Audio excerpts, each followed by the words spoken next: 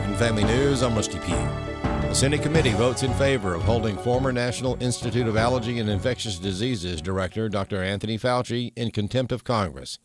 Chad Pergram reporting from Capitol Hill. Anytime you have contempt of Congress, it usually bubbles up from the committee level, and then it goes to the floor. And you have to have the entire body, be it the House or Senate, approve contempt of Congress and then make the referral to the Department of Justice. That is not what Rand Paul is doing here. This vote was a party line vote in the committee, 8-7, all Republicans for contempt, all Democrats against. And Rand Paul is going to do this unilaterally and just send this down to the DOJ for possible prosecution. The reason is because if you put it on the floor in the Senate, you need 60 votes to break a filibuster. If you get 60 votes, you only need a simple majority to then have DOJ, take this up. And then it's up to DOJ whether or not they want to move or not.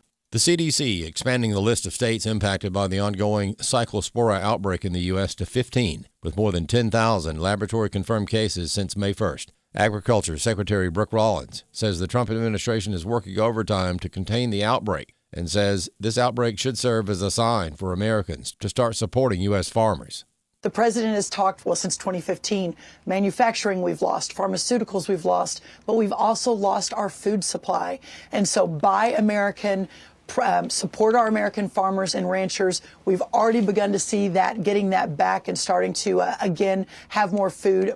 Far-left Socialist Democrat Abdul El Sayed facing backlash following his Michigan Senate primary win after a video surfaced of the candidate sharing his true feelings on driver's licenses for illegal aliens. We've also got to make sure that in this state, we are not discriminating by documentation status. Right now, if you're undocumented, you don't get access to a driver's license, so you're stuck. You don't get access to a lot of the basic things the state offers everybody else, and I think that's ridiculous. If we're honest and serious about empowering our immigrant communities, then we've got to put some money behind making sure that folks have the access to be able to train in their profession of choice. Sayed is now urging all Democrats to unite behind him. And former Obama fundraiser and former Democrat Allison Winton talked about what this means for Democrats. You have to decide what side you're on. Is this the party of Michigan auto workers, or is this the party of socialism, Mandami, and AOC? And so there is a split down the middle right now. And so they need to decide. And if it's going to be socialism, they're going to lose a lot of people like me. I know I used to be a big Democrat, and then I was forced to become a Republican, happily Republican now. Meanwhile, college graduates are now more than ever likely to vote for Democrats. Caleb Castile has more. Ever since the early 2000s, college graduates have been more likely to side with the Democratic Party. According to Campus Reform, today's graduates account for 80% of the Democratic Socialists of America. This trend can be attributed to tuition and student debt ballooning, the value of a college degree declining, and weaker job prospects. It's also no secret that leftist ideologies have taken a hold of college campuses across America. DEI has caused political ideology to be spread to all majors across campus, even those that don't deal with politics like math and science. Gregory Lyakov, the campus reform correspondent behind the article, says that political bias is not the only thing to blame when it comes to why Democrats do so well with the modern-day college graduate.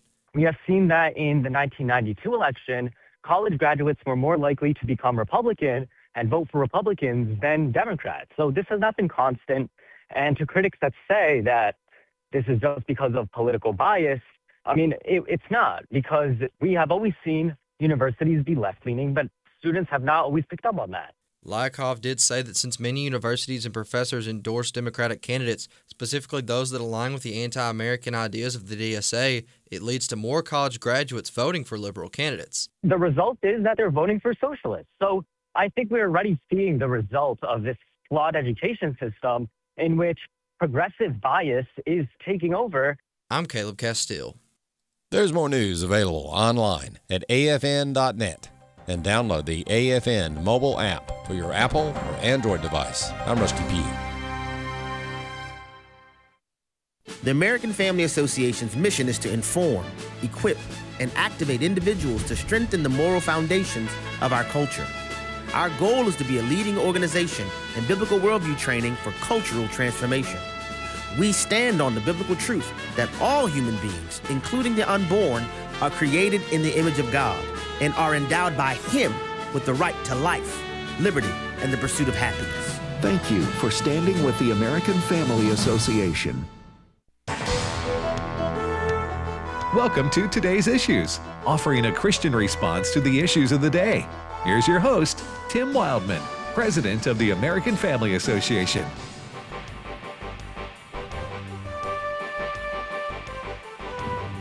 Hey, good morning, everybody, and welcome to the radio program Today's Issues on the American Family Radio Network. Today's Thursday, August the 6th, 2026. Thanks for listening to American Family Radio, AFR. Joining me in studio is Wesley Wildmon. Good morning, Wesley. Howdy. I like that. Trying to change it up. You know, I'm not usually on a Thursday. Every time on Trivia Friday, we have a Texan call in. Okay. JJ says howdy. Yeah, he just said that's his subconsciously or purposely. Well, it's just Texas. He just thinks everybody in Texas talks that way, and I guess they do. I don't know. Howdy is a common Texan expression. Howdy, Fred. Bonjour, mes amis. Fred Jackson, who hails from Canada, is throwing a little French back at me there. Yeah. Bonjour, what? Mes amis. What does that mean? My friends. Oh, my. All right. Well, thank you. Hello, my friends. Hello, my friends. Hello. Yeah.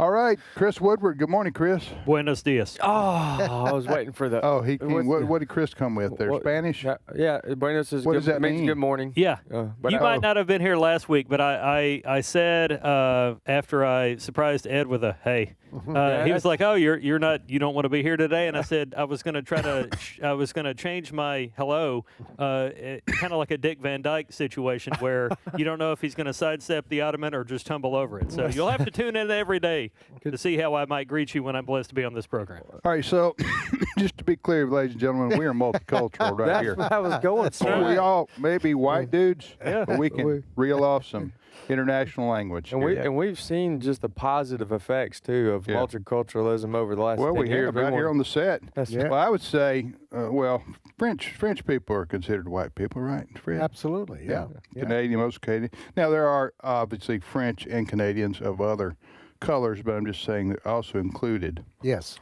People of the white color. Yes. All right, Fred, Wesley, Tim, and Chris, and we don't care what color you are, folks. Yeah.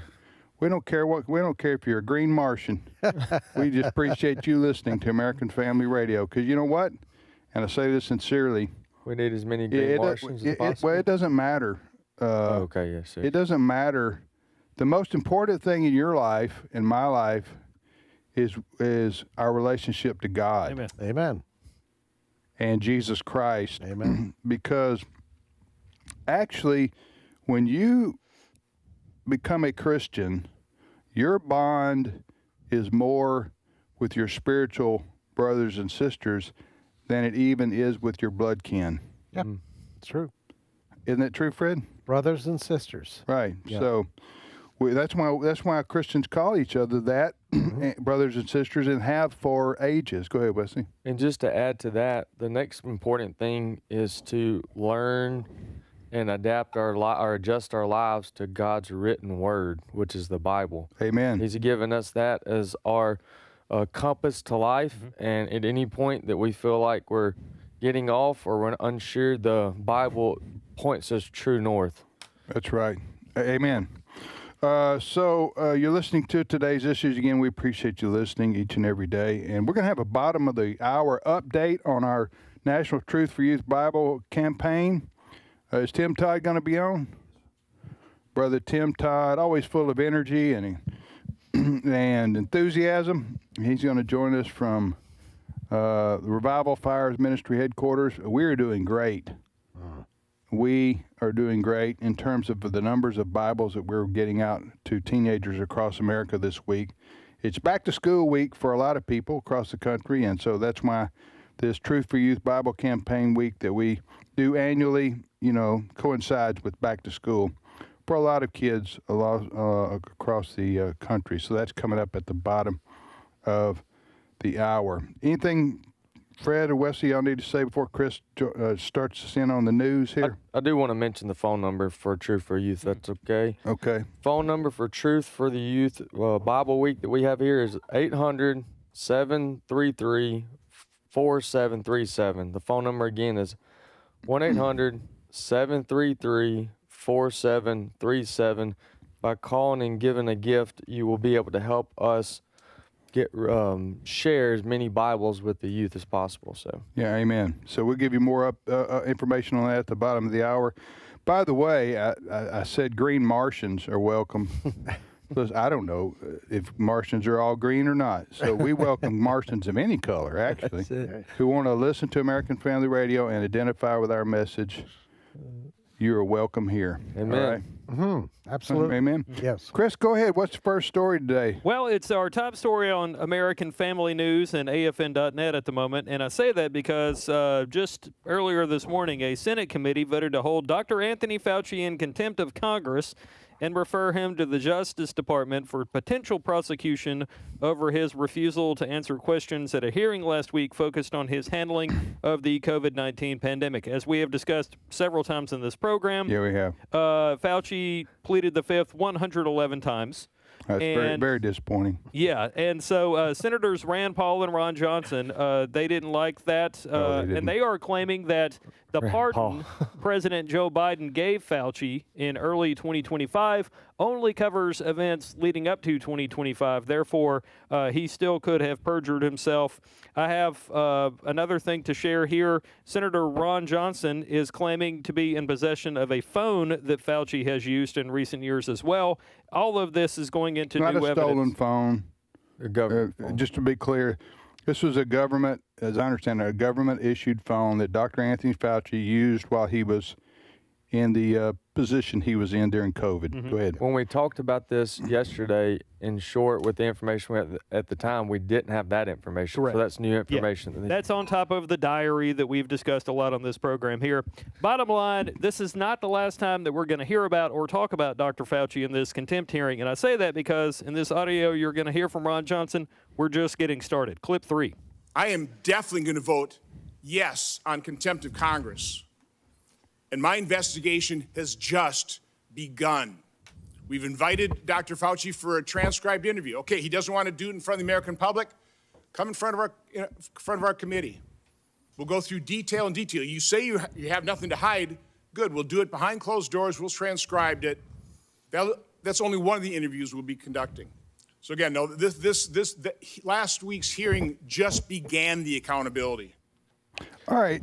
Go ahead, Wesley. The one thing I'll add, we've seen things like this in history with government officials where we believe or we feel like we have great information or proof that they've done wrong. And there's many times where ultimately nothing really happens out of it. Whether something happens out of this or not legally, I'm just thankful that somebody's still putting his feet to the fire, making him answer questions and making him go through the trouble of having to show up. And so we can talk about this a year from now as long as he's standing there and having to answer own up, or be held accountable, and put him through some trouble to explain himself, even if nothing really comes out of it. Okay, Fred, I'm going to ask you a question, and I do this with my wife, Allison, from time to time. I just explain this to me like I'm a third grader. All right. Okay, so let me add to that. I'm going to play Captain Naive here, okay? Okay.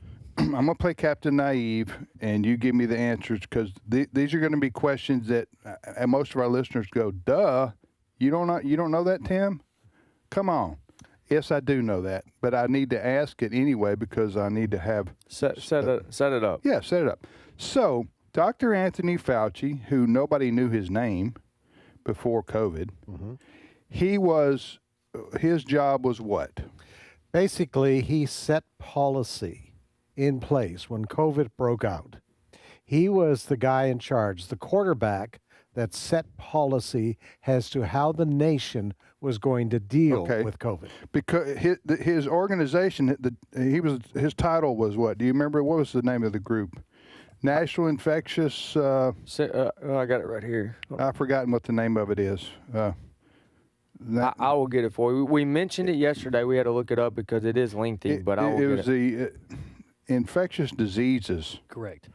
In other words, He was. There you go. National Institute of Allergy and Infectious Diseases. That's what he was the National director Institute of Allergy and what? Allergy. National Institution of Allergy and Infectious No, Diseases. it wasn't allergy. Did I say allergy? No, allergy, sir. I said allergy. You said allergy, and then I repeated what you said. Oh, okay. So it's the National Institute of what? Allergy and Infectious Diseases. You know, I toured there. Did one you? time. Yeah, their building is fascinating. One of the footsteps of Yeah, Anthony they Fauci's door. They had algae everywhere. They had algae everywhere. They had a Ferris wheel outside. It was really fun. But anyway, the point is that when COVID hit, he was looked to as the top doctor or scientist on this. So, but nobody knew who he was. And then and President Trump didn't even know who he was. No. Okay, here's where I want to ask you. What's going on here? Here he is now, whatever it is, 5 years post-COVID. And in the eyes of millions of Americans, this guy's a villain. Mm-hmm.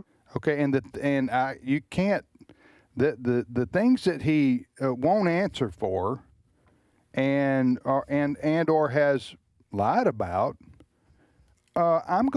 here's where I come in Captain Naive. I'm going, why would you do that? What purpose does it serve for you to get entangled in things, Dr. Anthony Fauci, that end you up into your career in disgrace in the eyes of a distinguished career? Mm-hmm. And now you're ending up taking the Fifth Amendment 111 times by the United States Senate. So what would be the motivation for Anthony Fauci to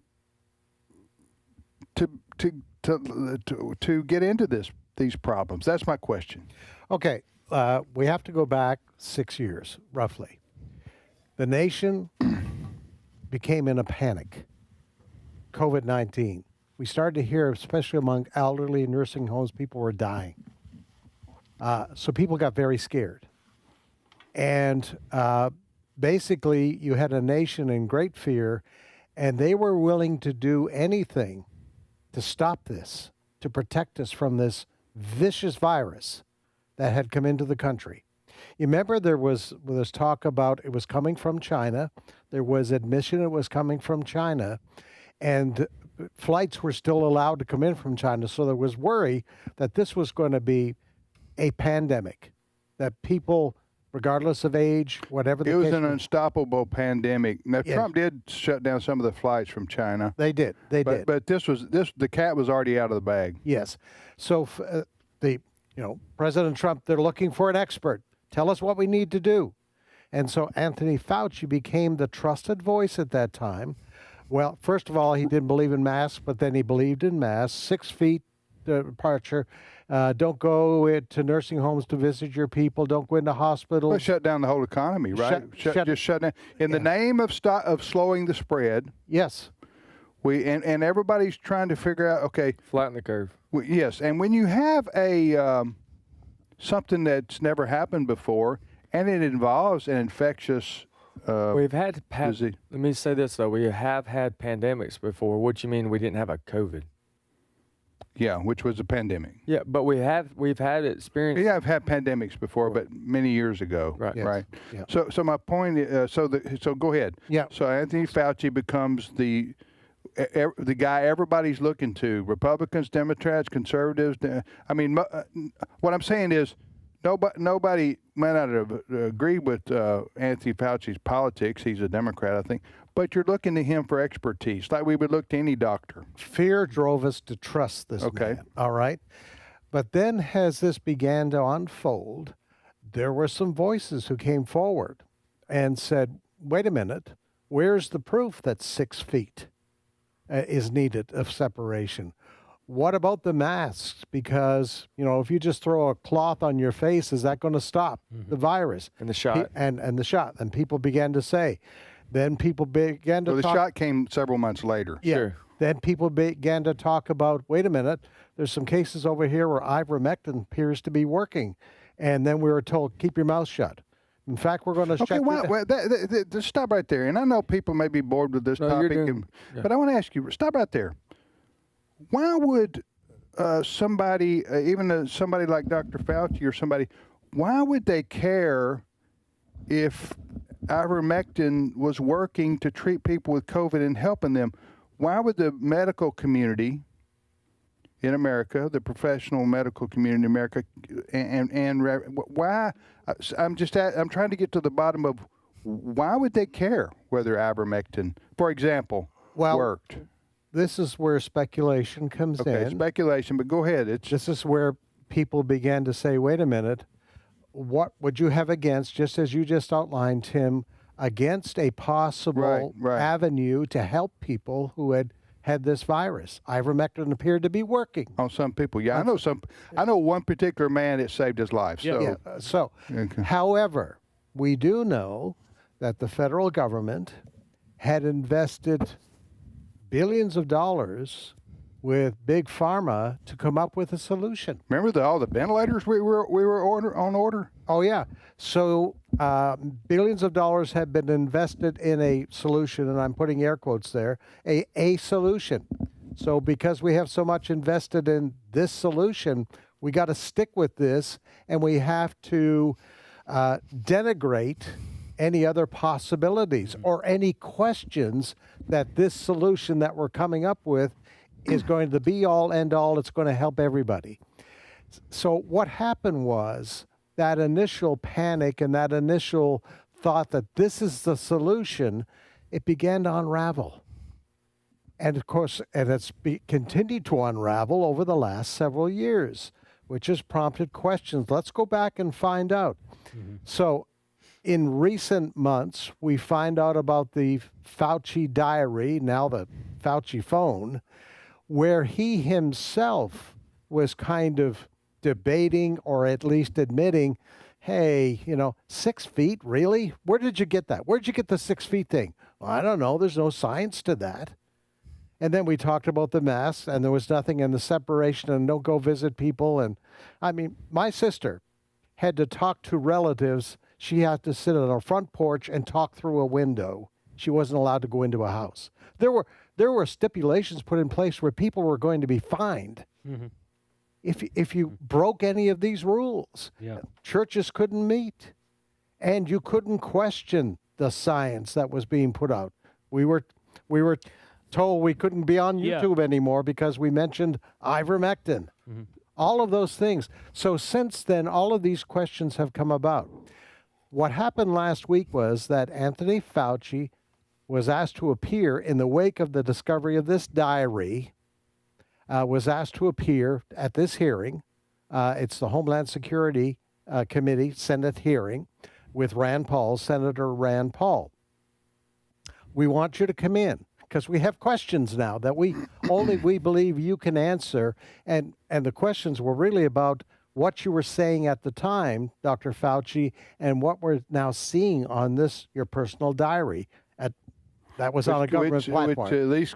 Which contradicted it. Yes. But throw this into the mix of this.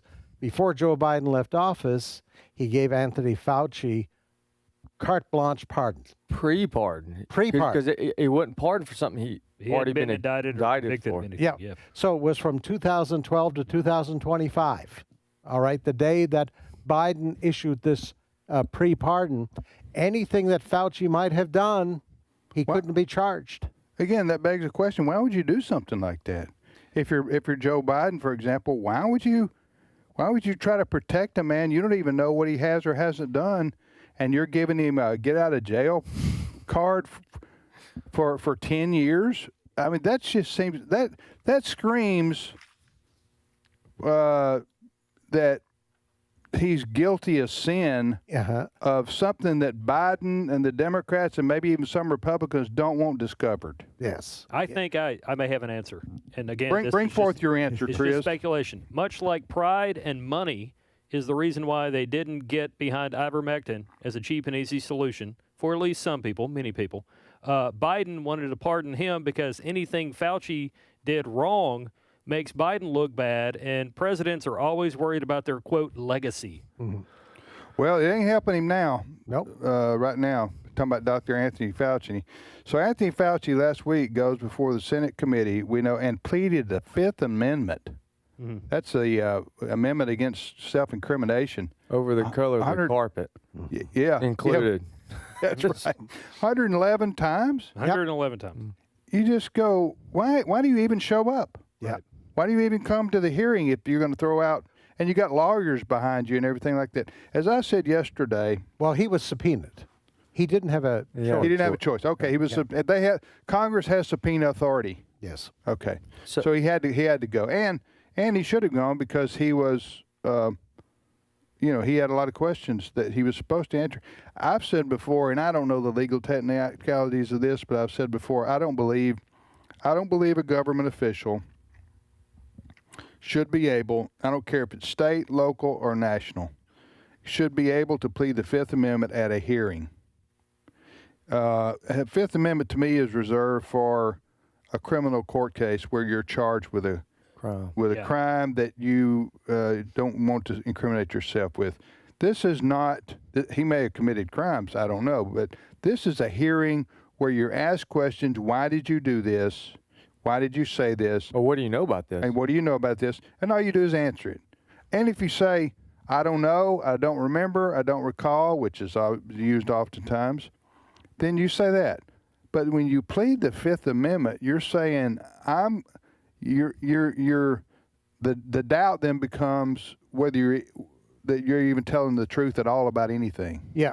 And the issue right now before this committee is that because you got this pre-pardon, the Fifth Amendment doesn't apply to you because anything you say that went on in that period cannot be used against you anyway. Cannot be used against you anyway. That is a very good point. Yeah, so that's the argument that Senator Rand Paul is using. And what they voted on this morning was to send this issue of contempt. That's what they voted on this morning.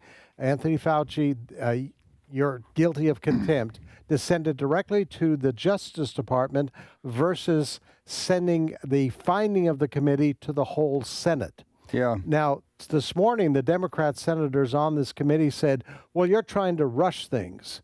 And Senator Ron Johnson of Wisconsin came back and said, what are you talking about? We've been trying to investigate this for 6 years. Yeah. How can you accuse us of trying to rush things through? We just want to ask questions. Wesley and Fred, let me throw another thing in here. Again, this is pure speculation. I have no evidence to support this. There's another couple things going on here. You know the old expression, follow the money? Mm-hmm. That's where I was going next. Oh, yeah. Okay, we'll go. This is how, the world spins around on its axis. And then the second most truism in life is follow the money. Yep. Yeah. Yep. So what were you going to say? This involves Dr. Anthony Fauci and the medical establishment that I have doubts about. Go ahead. So Dr. Fauci served in American public health sector for more than 50 years and had been an advisor to every U.S. president since Ronald Reagan.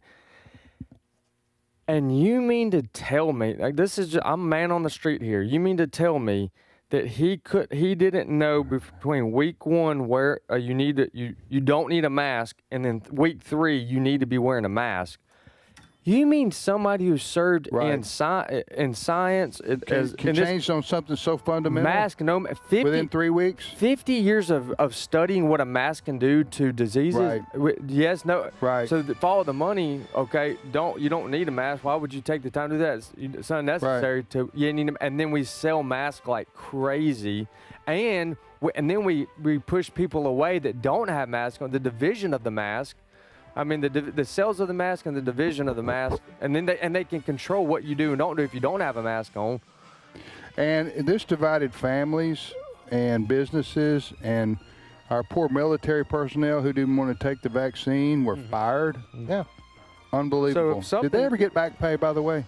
Do you know? In some cases. In some cases they did. There have been court cases in the last year. Whether he gets convicted or not, I'd keep dragging him out there, making him answer questions again. Okay. We'll do it. Let's do it. All right, we'll be back momentarily. Stay with us. Hello, I'm Ed Vitagliano. Did you know that this show is listener supported? Without people like you, this show would not exist. That's why we need you. A generous monthly gift of any amount will help sustain American Family Radio, specifically this show, as we reach thousands of people each week with biblical truth. Please consider becoming a monthly financial partner today by visiting afr.net/give. That's afr.net/give. It's my turn. Here is your host for My Turn, Don Wildmon. Let me tell you something you already know. Every one of us has problems. Now, we do not all have the same problems, but we do all have problems. No one goes sailing through life without hitting a high wave occasionally. Too often in our problems, we think other people turn their backs on us, and sometimes they do. But many times it isn't that others turn their backs on us.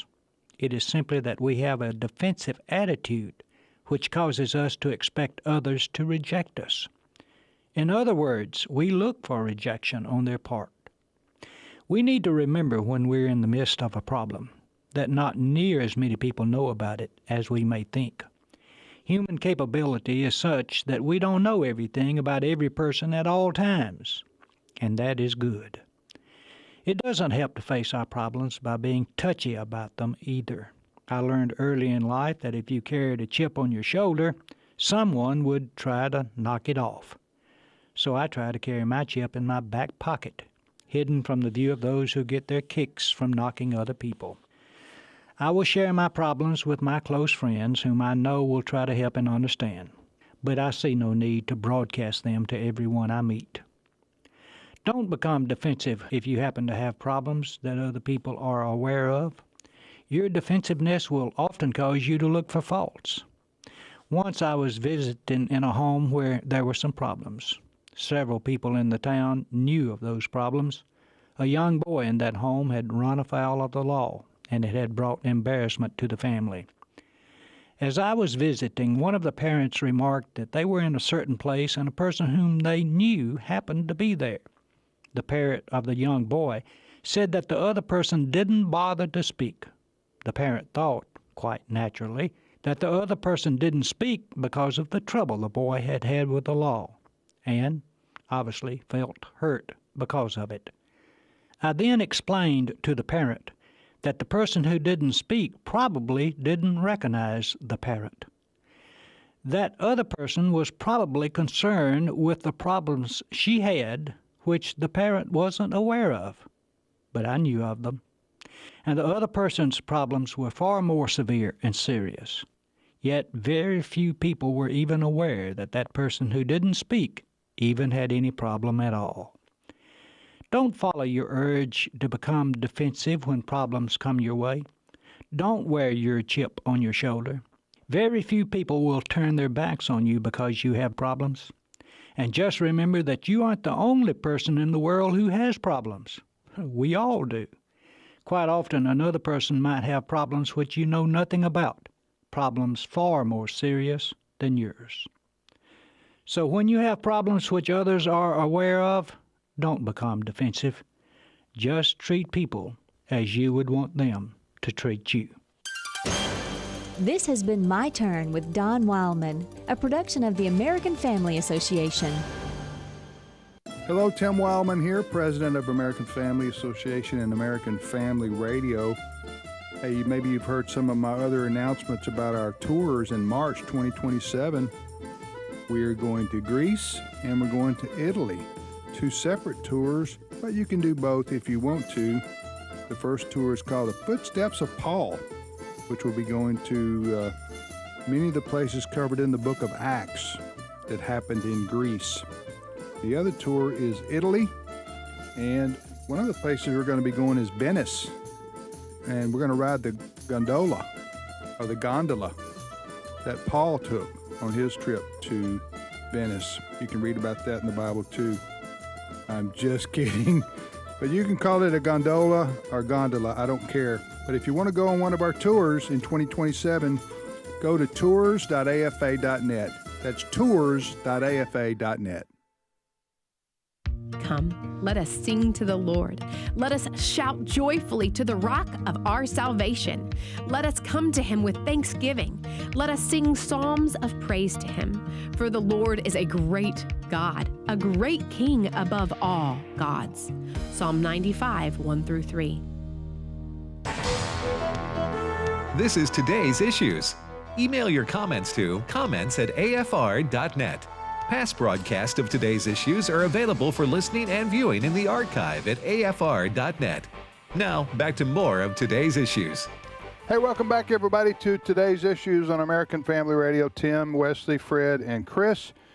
Before we get an update on National Truth for Youth Bible Week here on American Family Radio, which we have some exciting news to share, Tim Todd, just to wrap this up, because as you can tell, ladies and gentlemen, when we start talking about Dr. Anthony Fauci and what we went through with COVID and his response at the Senate hearing where he pleaded the Fifth Amendment 111 times, even though he's a government employee, using a government computer and a government phone and making decisions for the world in the name of the federal government, he says, I can't answer for it.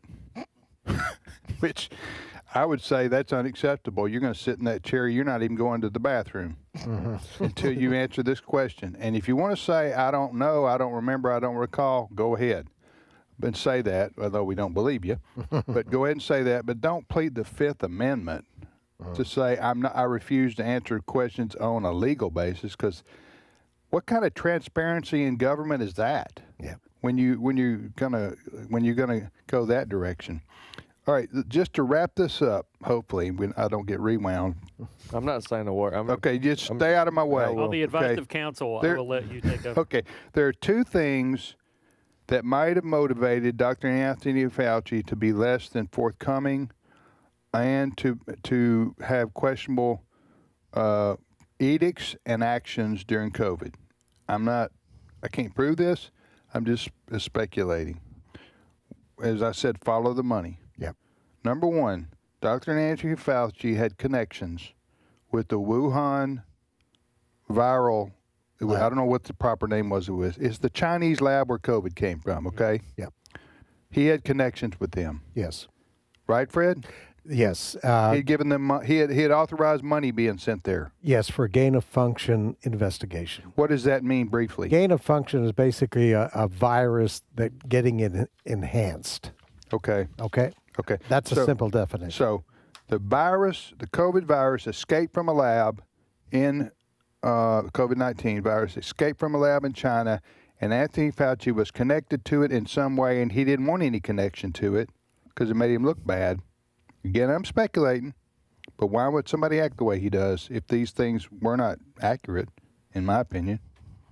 Then he started blaming the bats, who happened to just live right down the road from the Wuhan lab. He said this came from bats. This is a natural virus, not a created lab virus. Remember that? Yep. Okay, so that's one reason why he may have obfuscated or, not wanted to be forthcoming. The second thing is, and this is post March. Remember, we all went through March, then everything shut down in April and May, and okay, go beyond that real quick. We get the vaccine that was, and I didn't have a problem. Who had a problem with trying to come up with a vaccine? I didn't. Nobody has a problem with trying to come up with a vaccine. We were all hoping that it could. But then it became clear that the government waived for the companies making the vaccine. They were rushed to market. They weren't properly tested. And Anthony Fauci was pushing the vaccines like crazy. We only learned that it wasn't a vaccine. Yep. Because everybody take this vaccine that's not a vaccine. Because it didn't stop you from getting it, and it didn't stop you from spreading it. Yes. So, and you needed boosters. Yeah, and you needed boosters, and you don't even know what the long-term effects of this are. That's right. You can't. You don't know the long-term effects of this if you haven't lived through the long term. That's right. And so I think Anthony Fauci. I mean, you mean why was he villainized? Well, he brought it on himself. when you push the vaccine and use the force of firing people and costing their livelihoods, telling the military, you don't take this thing, get out of here, that's what people were angry about. Yes, that's it. Yes. Not, hey, we recommend this. We think it's good. We don't think that there's any long-term effects. Take it if you want to. It might help you. Who would have a problem with that? That's right. Nobody would have a problem with that. But when you force it on people, and he was the number one guy, then that's, and there's a lot of money tied up in that, in the vaccine business, you know, then, if you remember. And I don't blame Johnson & Johnson. Who are the big ones? Johnson & Johnson and Pfizer. And I don't blame those companies for getting a waiver from the federal government where they can't be held accountable legally for any negative effects of the vaccine. But if you're going to say that's okay to let them off the hook, you have to say why. Why would you give them a free pass on any legal action being brought against those companies? Precisely because you don't know, and they don't know. That's right. Exactly what the long-term effects, or even the short terms in the case of people who, the young men who are having myocarditis. Yes. In fact, the vaccines were banned, and this didn't get much news. During COVID, the vaccines were being pushed. The vaccines were banned in Europe by 4, 5, or 6 companies for young men because it was causing them, there was a connection, they feared, between that and the myocarditis. Yes. So I'm just saying the vaccines may have been fine for a lot of people, and if you wanted to take them, that's fine. They were recommended by almost everybody in the medical community. You remember that? But it was the forcing of it on people and shaming people that people now are being they're being like okay, they were right. Yeah. People who were questioning the vaccine and being forced on you were right. So there was a lot of money tied up in that COVID vaccine response. And for Anthony Fauci, if he were to come out and said what I said, take it if you want to, but we can't guarantee you won't get it or won't. Remember that? Then he would have been crucified by the people who made the vaccines and his other colleagues. So there you go. We're going to move on from that topic. Joining us now is Tim Todd from West Monroe, Louisiana, who is the president of Revival Fires Ministry. Tim travels the country and holds evangelistic meetings and has his whole for 25 plus years. And his ministry and our ministry work on getting as many Bibles in the hands of teenagers across America this week as we possibly can. Brother Tim, good morning to you. Good morning, Tim. I'm not going to plead the fifth. I'm going to proclaim some great numbers for you. Okay, I was hoping if you plead the Fifth Amendment, I just give up. I'm going home. All right. Okay, so tell us, our Truth for Youth Bible Campaign Week, we've been doing this for 25 plus years, and our goal this year is 65,000 Bibles. Where are we? Yes, right now we are in the process of processing 33,800, and we have 31,200 to go to reach our goal. And so we're excited about that. So we're halfway there. We're halfway there. Okay. Yes, we are. Okay. That was as of last night. Okay. And so we've got today and tomorrow, and if we need to go into overtime over the weekend, which we plan to do, then we will do so. But just a tremendous partnership, tremendous response. I believe we're going to have a record-breaking year this year of young people that are going to receive a Truth for Youth Bible as a result of listening, their parents and grandparents listening to American Family Radio. Amen. Well, tell folks again, maybe who don't know, who's eligible, how they can get a copy or copies of the Bible, and also talk about the boxes, because you have boxes, cases of these Truth for Youth Bibles that say a youth pastor or church might want to order. Go ahead. Yes, Tim. In fact, of course, for those that don't know, it is a very unique New Testament, the entire New Testament with the God's Word translation, with 100 pages of comic stories in the front that deal with the truth about issues of moral concern that young people are up against every day. And one Bible per teenager, per household, ages 13 to 18 years old, that will commit to give the Bible away to somebody in school that doesn't know Jesus. A parent or grandparent can call in on behalf of their children and grandchildren, and we'll give one Bible per teenager, per household, to every one of them for absolutely free of charge. And if people want to get copies in addition to this, they can get them at my cost, which is $2 each, if they get a case of 50 or more of the Bibles. And we encourage Bible clubs and youth groups and churches to do so to help us get God's Word into the hands of young people. $2 a Bible? A copy? It's amazing. Yeah. Yeah, $2. Yeah. That's very inexpensive in today's world. Mm-hmm. And so if you want to order, you said they come in cases of what? 50 Bibles per case. Okay, so if you want to order one case, you're talking about $100 plus shipping. That's it. Gotcha. That's it. And you can process that request? Yes, we can. Okay. Yes, we can. We got people manning the phones, and we want to get those phone lines burning. What's the phone number? What's the phone number? Burn them up, brother. Burn them up. Yes, sir. 800-733-4737. 800-733-4737. Or, Tim, they can go to tfy.org, Truth for Youth, tfy.org. One thing I do need to know, Tim, and I think our listeners need to know from you, the people answering the phone there at your offices, they are 6 feet apart, right? Yes, they are, absolutely are. And in fact, we've got them where they can't hear each other. Okay. And so that everything is very, very confidential. The information that is processed, and of course, we're thankful for a wonderful team that we have that are volunteering to help us answer the phones. All right, brother. You take care. You know you didn't get my 6 feet joke. Stop the spread virus joke. Or did you even? Yeah. Oh, now you get it. Okay. Absolutely. Now I get it. A little bit slow. But my mind I got a. We in Mississippi, we understand people in Louisiana can be a little slow. And, we don't look down on our southern brethren. We don't.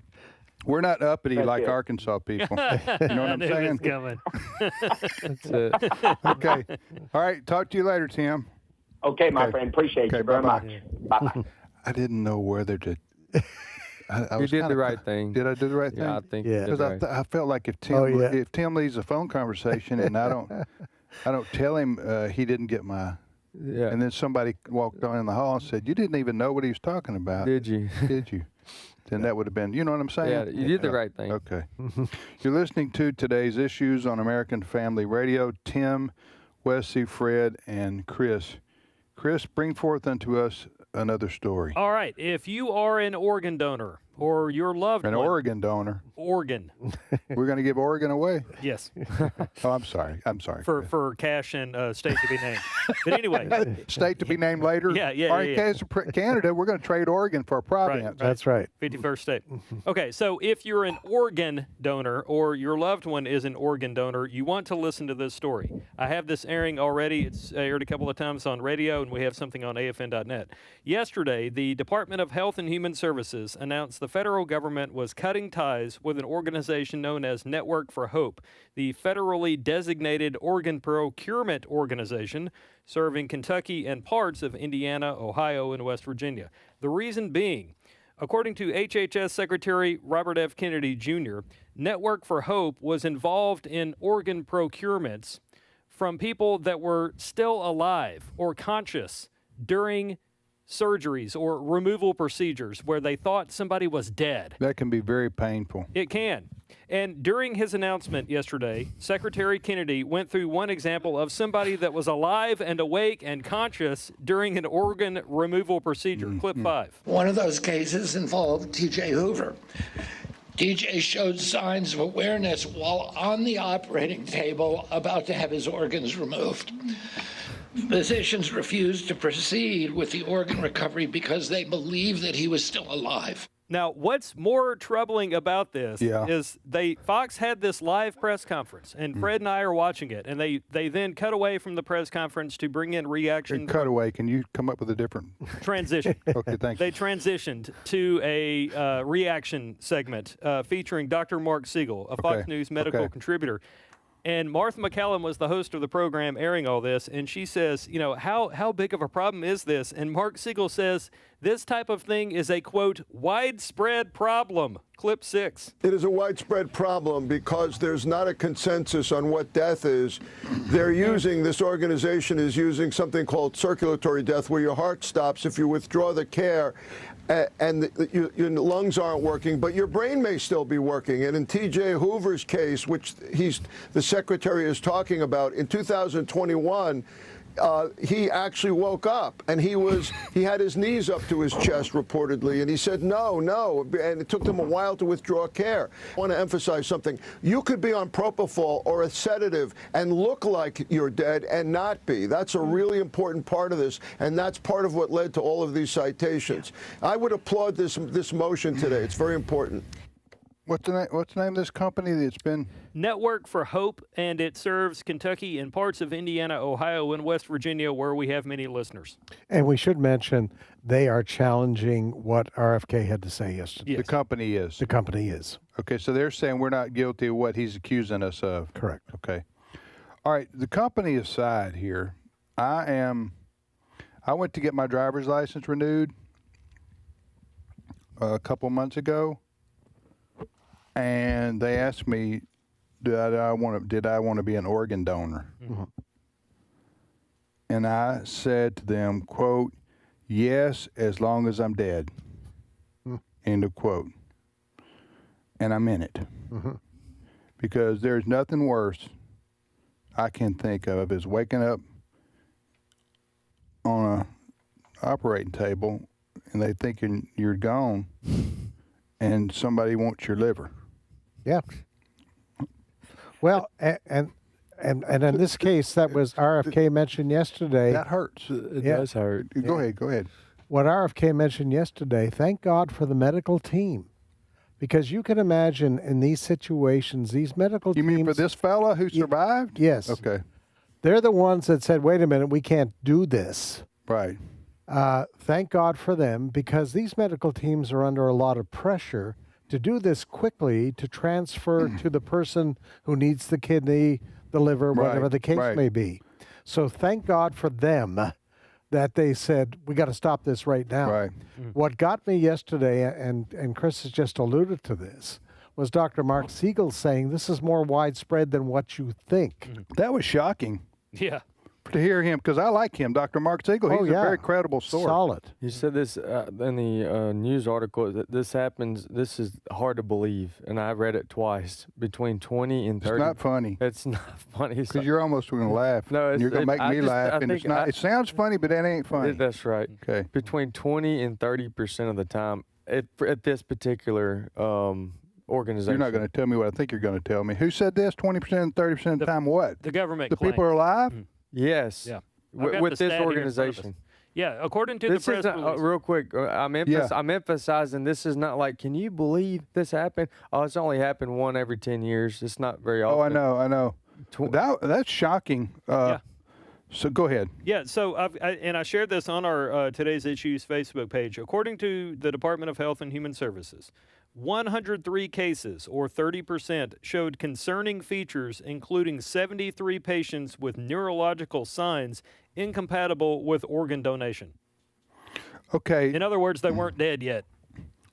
I guess they're going to say they're brain dead. Whoever would be, they're brain dead, therefore they're gone, even though their body still may be pumping blood or something like that. Could be. I don't know. Just so we don't get a call from lawyers from some company or whatever, we're not saying guilt or innocence. We're only reporting a news story that came from where? Fox News? Yeah. Well, Fox News. They carried the press conference. It was RFK. It's RFK. So he cited this particular company by name? Oh, yes. Okay.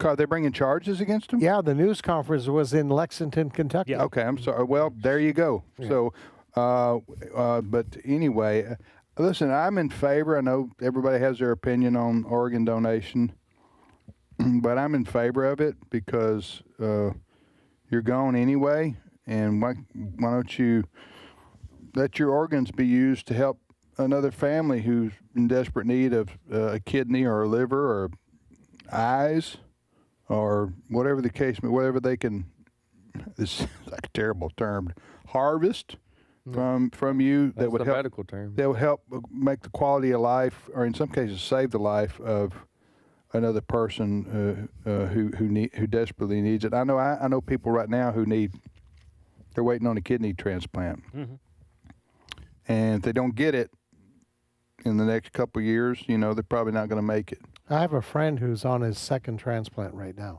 Okay, for kidney? Yes. Yeah. Yeah.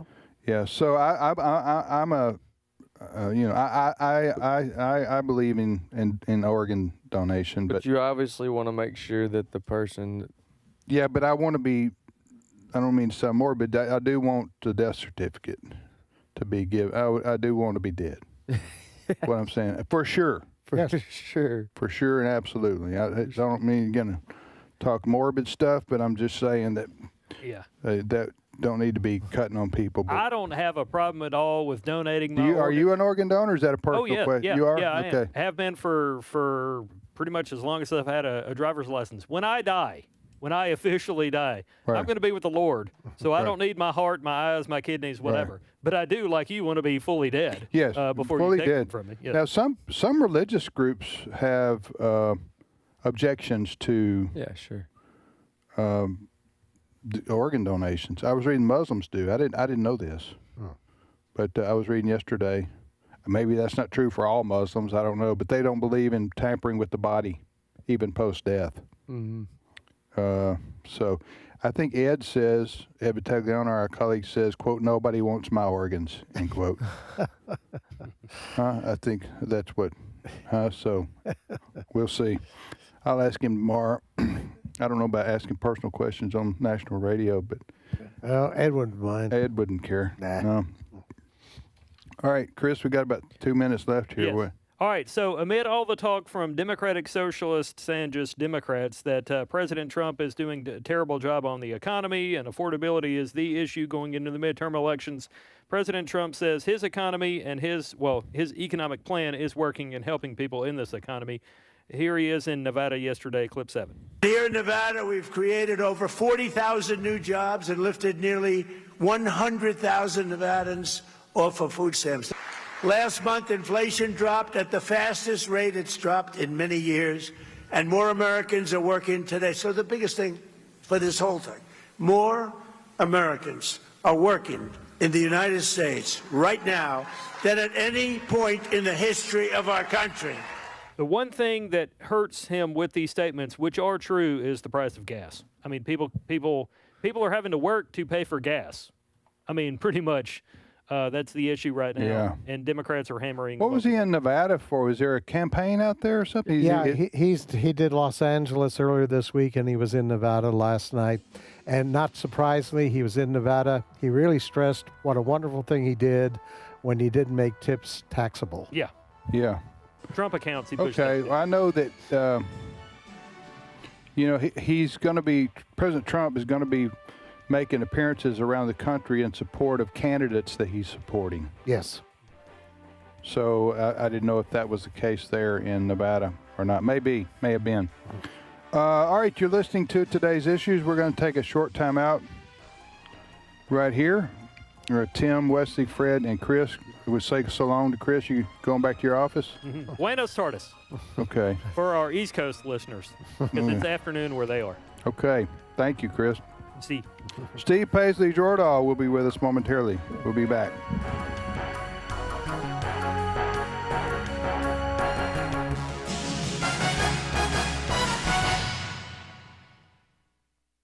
The views and opinions expressed in this broadcast may not necessarily reflect those of the American Family Association or American Family Radio. Faith, family, freedom. American Family Radio. To the corruptions of Christianity, I am indeed opposed, but not to the genuine precepts of Jesus himself. I am a Christian, that I embrace the teachings of Jesus Christ. What did Thomas Jefferson really believe about Christianity? Hear more from Stephen McDowell on America's Providential History at afr.net/podcasts. This is American Family Radio, a listener-supported ministry of the American Family Association.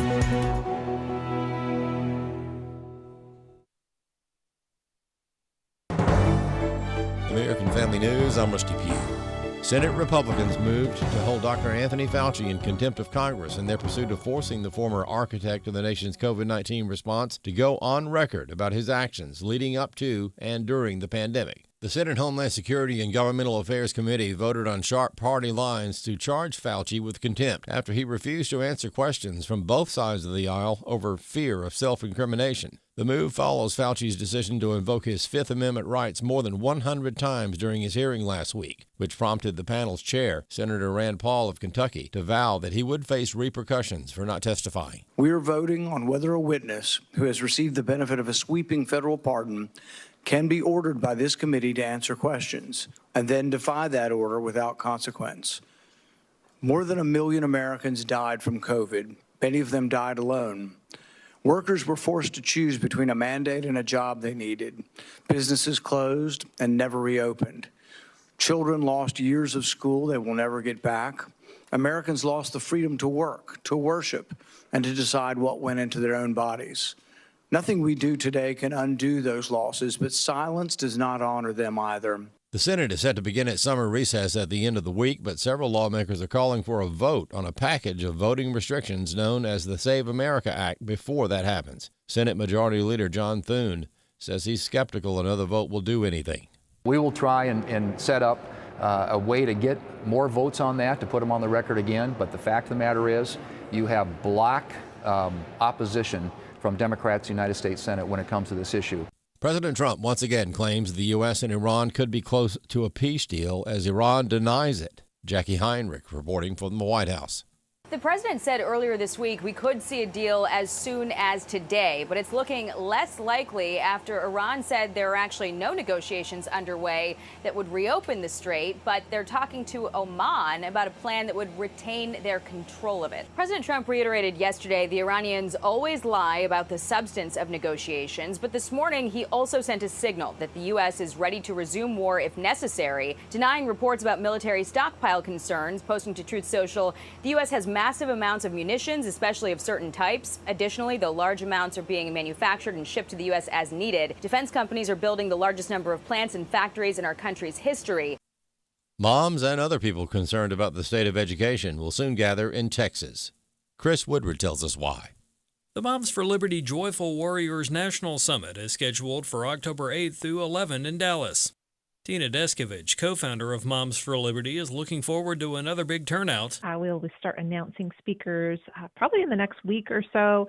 We've got great strategy and breakout sessions where parents and grandparents and citizens alike can be trained on things that are going on in public education, how to run for school board, and we'll have some top-notch speakers on the general sessions. While homeschooling is on the rise in the U.S., and more families are taking advantage of state education savings programs to pursue private and religious school alternatives, most students in America are in K-12 public schools. 80% of students in America still attend public schools. And yes, pull your children out and homeschool or private school, find what works best for them.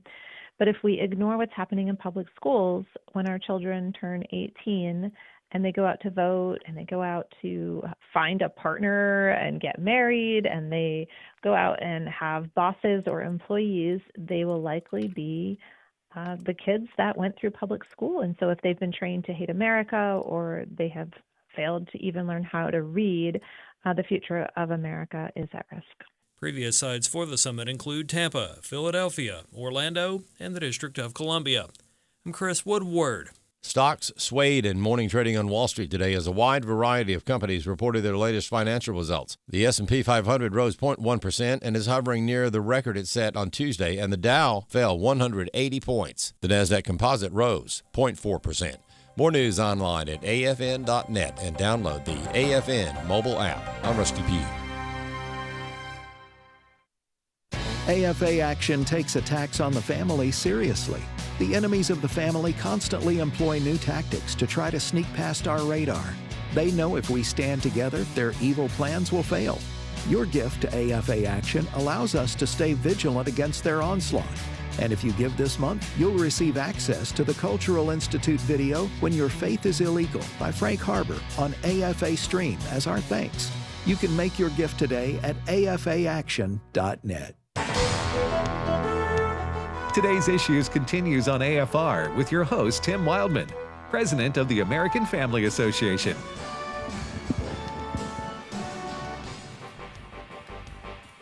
Hey, welcome back, everybody, to Today's Issues on American Family Radio on this Thursday, August the 6th, 2026. Again, thank you for listening to AFR. Tim, Wesley, and Fred. We're in studio, and Steve Paisley Jordahl joins us in studio as well. Good morning, brother. Hey, Steve. everybody. So you got a book in front of you there. Were you reading? I haven't started it yet, but I wanted to talk about it. Go. I will be doing a story on this. Jerry Jenkins, the man who teamed up with Tim LaHaye to write the Left Behind series, I remember it well, is now teaming up with Mark Yarborough, who is with one of the seminaries. President of Dallas Theological Seminary. DTS. Yep. President of Dallas Seminary. And they have written a new novel. This is a novel like the Left Behind series, which is biblically based fiction about the battle in heaven when Satan rebelled against God and fell to earth. Interesting. Will they have a movie on it? I'm not being funny. I'm being serious. No, I mean, they're just writing the book. Okay. It's going to be released in November. The novel? The novel will be released in November. It's called The Battle for Heaven and Earth, and you can hear about it. Okay, so it's a fiction, not a nonfiction. It is a fiction book, based on a biblical story. Exactly like Left Behind. I would imagine they would use as much biblical evidence as they have, even though it's very little. Just like Left Behind, yes. Right, yeah. They base it off of what the Bible says about Satan rebelling and being cast out of heaven and falling. What do they say? Or you don't know yet because you haven't read it. I'm going to open it up. This is an advanced reading copy. That's right. It hasn't been published yet. You're the only person to hold that book in your hand. That's risky. I would. Of course, first of all, I can't write fiction. I've tried, but I have enough crazy stuff in reality that I don't need to make up stuff. But this isn't crazy. I'm not saying that. But what I'm saying is, here's what's to try to take a biblical story. Yep. And wrap it around fiction. Now, I know they did a great job with Left Behind, but this is not Left Behind. This is not futuristic. This is going back in time. Yep. Before there was time. But yeah, talk about Satan's how Satan became. How Satan rebelled against God and fell to earth. Yes. That was your reaction was my reaction in my mind. Of course, you beat me to well, it, we're kin, so that happens from time to time. I share your same reaction though. So will you tell us what they say? That's very interesting. I'm going to talk to Jerry Jenkins. I'm going to talk to Mark Yarborough on Monday, and I can report back. But I'm going to be writing a story for this. The story's probably going to be released. I'll do something rather soon, but we'll aim for more the November time when it's going to be released. But yeah, so I'm excited about it. I look forward to reading it. I got a bunch of questions about that, but there's no point in asking it if you haven't even read the book yet. We'll talk about it on Monday if you want. Okay. All right, go. All right. I got a serious story out of Kentucky that's, I think you brought this to us, Tim. I saw it on the news yesterday. Yeah. There's a gentleman, a guy named Ronald Extantis, who was released from Kentucky's Department of Corrections on July 29th. He had broken into a house and fatally stabbed a 6-year-old named Logan Tipton. He attacked Logan's father and his 2 sisters, stabbed them, but they all survived. Logan was put to trial, and the verdict came back not guilty by reason of insanity on the murder charges. He was found guilty but mentally ill on assault charges involving the surviving family members, the dad and the two sisters. It turns out that he has now, this was... he committed the crimes in the year 2015, I believe. Yes. That's right. Or at least was sentenced then. 2015. So I want people to hear what you just said. This is a man who broke into some family's home. Burglary. Do what? Burglary. He broke into... burglarized and then assaulted this family. They had 3 members. Yep. The 2 adults, I think a teenager and an adult. They were attacked. One of the parents, father and 2 sisters were stabbed. Yeah. A 6-year-old is in his bed. Yeah. Asleep and was stabbed to death by this man. Correct. So he was caught, charged, sentenced in 2015 or 16 in the state of Kentucky. 15. He committed the crime in 15. Yeah. Committed and was sentenced in 16. And what happened? Well, it's a 10-year sentence, and they have had to release him without any kind of parole. He has served his sentence, his time, because of the mental illness conviction, because he couldn't be convicted on the murder. He has served his time, and he is out free on... that's stunning. For free, just walking around the community I wouldn't even expect that in a blue state, much less a red state like Kentucky. Well, they did see the problem with it, and the father of this guy's name is Dean Tipton. He worked with Kentucky's legislature to pass Logan's Law. How did excuse me, maybe you're about to answer this. How did this guy get out? How did this guy get out of prison in 10 years, stabbing a 6-year-old to death in his bed and a burglary in their home? The law stipulated that if you are found not guilty because of insanity, that you're not guilty. So that was off the table. And the charges of guilty but mentally ill on assault charges carried a 10-year sentence. He served the 10 years. And he's out. Those seem contradicting, though. Like, either you're insane for all of it, or you're... He was insane for all of it, and he was charged. I don't care if you're insane or not. I agree with you on that. I don't care. I don't care. Yeah, who isn't insane that does something like that? That's right. Huh? Yeah. You take the life of a 6-year-old boy who's sleeping in his bed at home by stabbing him to death, and you're in jail for 6 years, only prison or whatever it is, because you said I was crazy while I did this? In Kentucky, even. Mm-hmm. I have not been able to get this story out of my head since I read it, just because of where in the justice system did the state of Kentucky go wrong that that's even an option?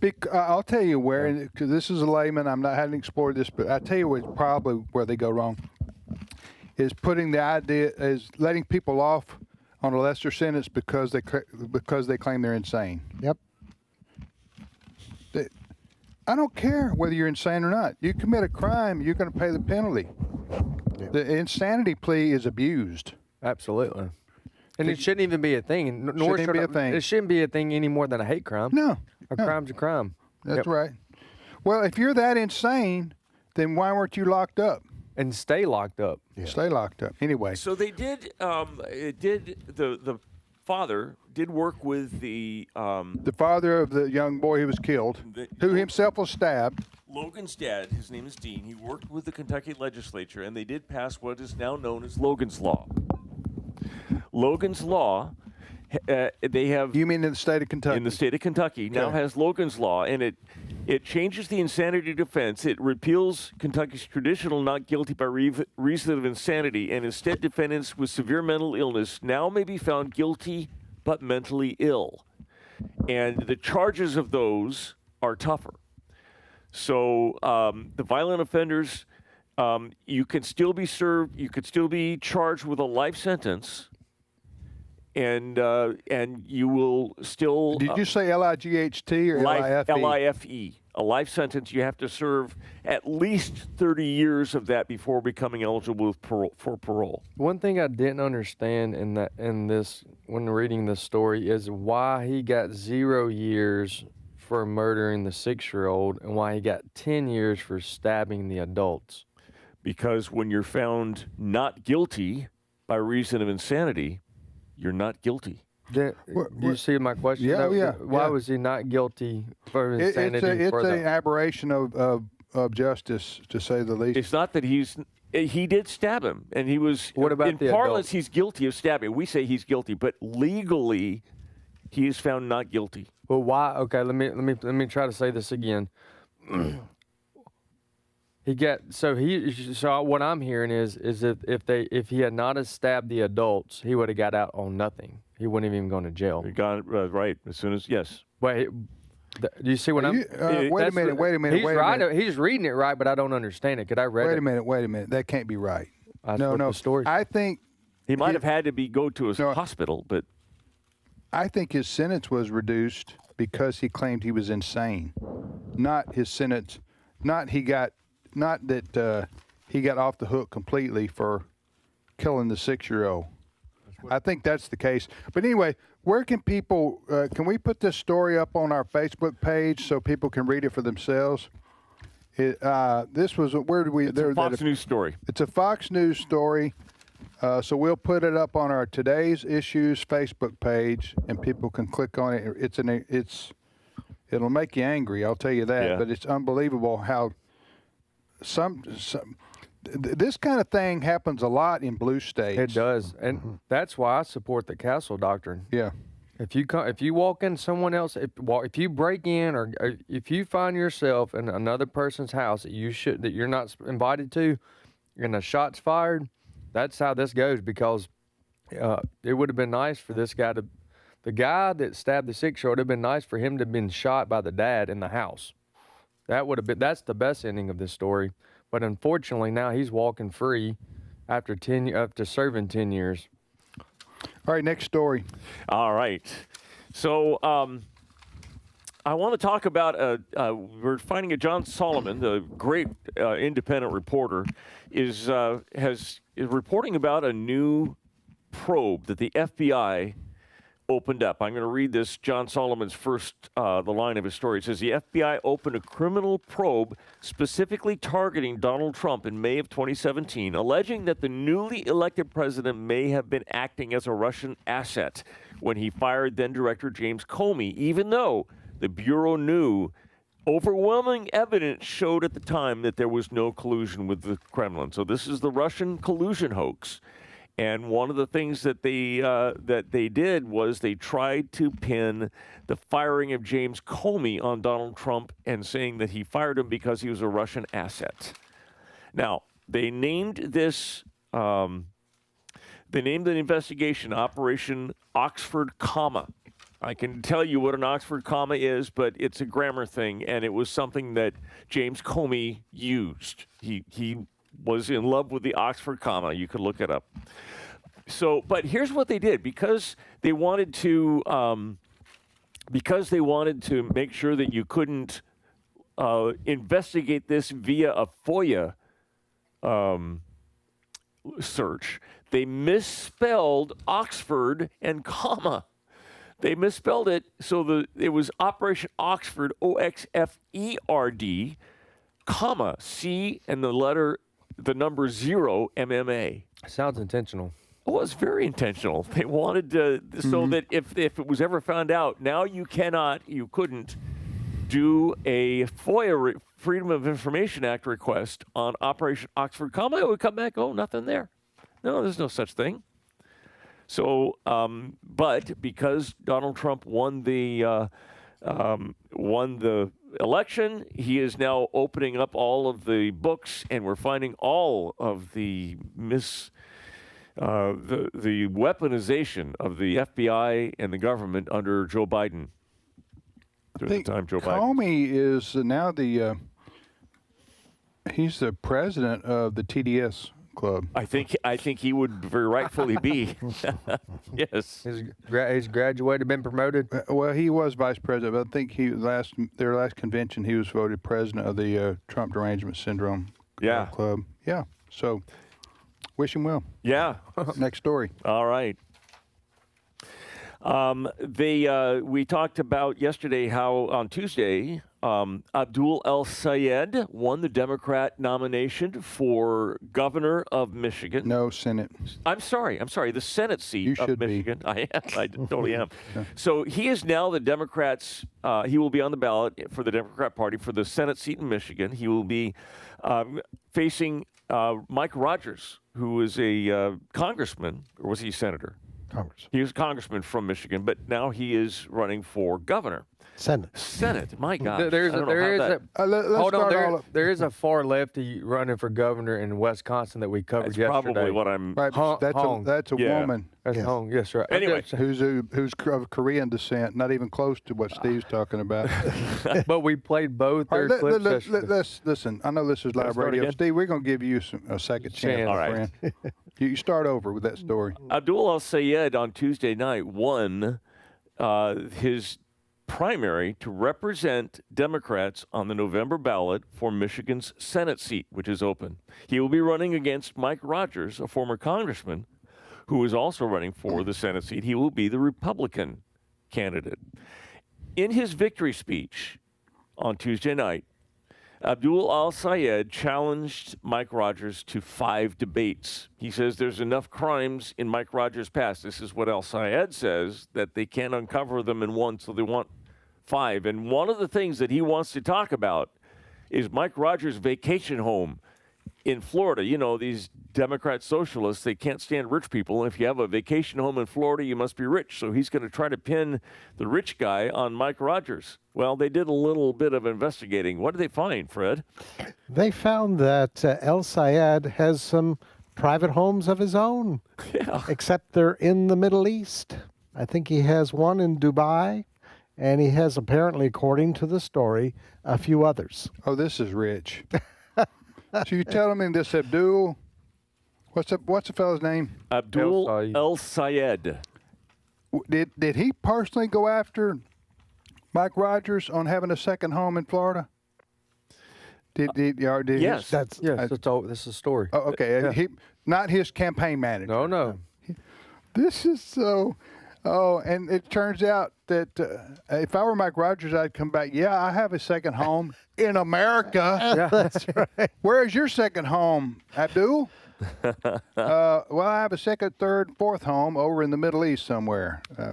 I think because of Abdul El-Sayed's background, the researchers in the Republican Party, they have been very busy. Yeah. Oh, yeah. And we're going to find out a whole lot more. In fact, Fox yesterday afternoon had another story. Yeah. Wait, before you do that. Sure. By the way, when did it become a bad thing to have a second home? Does that make you a bad person? I don't have a second home, but I'm saying if Mike Rogers has created enough success and wealth in his life over his decades of work, and he wants to buy a second home in Florida, why is that a sin? Well, it is a sin on the part of the left because they hate people who are. Here's the other thing I would do if I was Mike Rogers. Yeah. Here's the other thing I would do. I'm going to get a list of all the Democrats that have a second home in Arizona, Florida. Right. Yeah. All those people. Who are they bad people too? Are they bad people? Yeah. Should they be thrown out of Second Congress? homes in red states, by the way. Yeah. But the second story that Fox came up with yesterday is where El-Sayed has been getting some of his money. Well, apparently some of his donors are also connected to CARE, the Council of American Islamic Relations. And according to Fox, some of them have connections to the Muslim Brotherhood, according to Fox. Yeah. So I think over the next couple of months, you are going to see a bunch of stories about El-Sayed's connections to various groups. And we will be covering them right here. Yes. So what they found, what Fox found, was that individuals affiliated with CARE, employees, board members, and former leaders, contributed to El-Sayed's campaign. According to Fox News Digital, they donated more than $115,000. These are 41 official individuals with current or former CARE affiliations. Yes. So these are, CARE, again, is an unindicted co-conspirator. I don't know if you call them that, but they are have been linked with the Muslim Brotherhood, a terror organization, and they're funding El Sayed's campaign. Helping to fund. Helping to fund. Yep. Yes. Yep. Next story. All right. So some Gen Zers. What are you? You're not Gen Z. What are you? Honestly, I don't know. You don't know what no you are? idea. Yeah. Well, okay. Gen Z. I think. Do you know what it is, Brent? Brent, do you know what it is, Fred? Gen Z. A little younger than the. Is it between a millennial and a boomer? Gen Z were born between 97 and 2012. Oh, no. They would be between 14 and 29 years old. So these are young Right adults. behind you, Wesley. That's right. Yeah. Anyway, some of them are not happy with the addiction they have to their smartphones. So there is a trend among some of them to swap out their smartphones for what they're calling dumb phones or flip phones that don't have internet access or cameras. I thought about that myself. I thought about it myself too. That's the one my kid's gonna get. Yeah, I know. I've thought of it, Fred. Well, I'm trying to picture this. I've heard this story. So it's kind of like a baby in a pacifier. There's really not any milk connected to it, but it's a pretenzy phone. So well, it's and of course this isn't a massive movement, okay? No, among this age group, it's a story that's saying that some of them are saying that they want to get away from technology. So much technology. But you're carrying a plastic device in your hand. Well, I don't know. I think it's basically going back to the flip phone days. Yeah, for emergencies. Okay. For like a phone that you use for text and calling, and that's it. Just don't get the one with the game Snake on there. Because all you're doing is defeating the whole purpose. What happened there? The original. Do you have experience in it? Oh, yes, I do. Okay. The original phone, the Nokia phone, that had about 3 games on there, and the 3 games on there. Is this popular with parents for their young person? So this is my generation's first phone. Oh, I got you. Okay. My generation's first phone before the iPhone existed. Okay, and you're in your mid-30s. Go ahead. Mid-30s. It's the phone that if they were going back to the phones before smartphones. Yeah. So we go back without internet, dumb phones. They had 3 games on there. One of the 3 games was Snake. Okay. And that Snake game was as addicting as Candy Crush. Okay. Okay. So yeah, I see people playing the Candy Crush. So if you're gonna during our show. So if you're going to go backwards on a dumb phone, you got to go all dumb because you defeat the purpose. That's right. That was supposed to be a joke, but you didn't know what Snake went. So I've heard of Snake, but Candy Crush I'm definitely familiar with. So Fred, you're not going to go this. You're going to stick with your absolutely. smartphone. Absolutely. I do like the weather. Yeah, the weather apps, and I like staying in touch. And the news. Yeah. And go ahead. I have, on a serious note, I've talked about this on Dr. Nurse Mom's program with Jessica Beck. You do need to set some parameters of your own individually. I go home, and from 5 to 6, well, I don't get home right at 5. It varies. But for the first hour when I get home, may not seem like a lot, but I put my phone up. Yeah.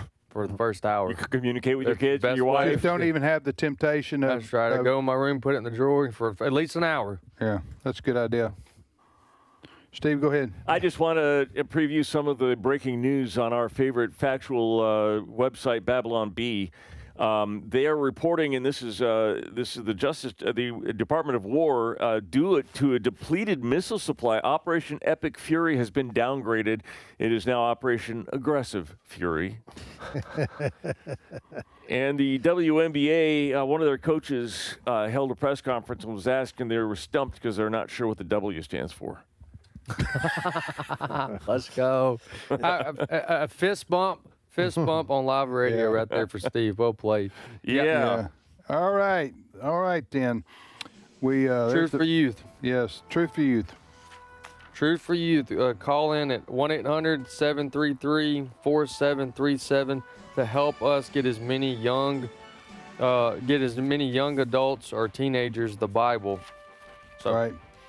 All right, what's the website for that? People want to read about it. It's tfy.org, which stands for Truth for Youth. My thanks to Wesley, Fred, Steve, Chris, Brent, Cole Green, who does our video. Yes, we video this show. and Cole is responsible for that on YouTube, Facebook, and other places. We'd even do it on X as well, and our own. Stream.afa.net. Stream.afa.net. We have a live video stream. We'll see you tomorrow. Trivia Friday tomorrow.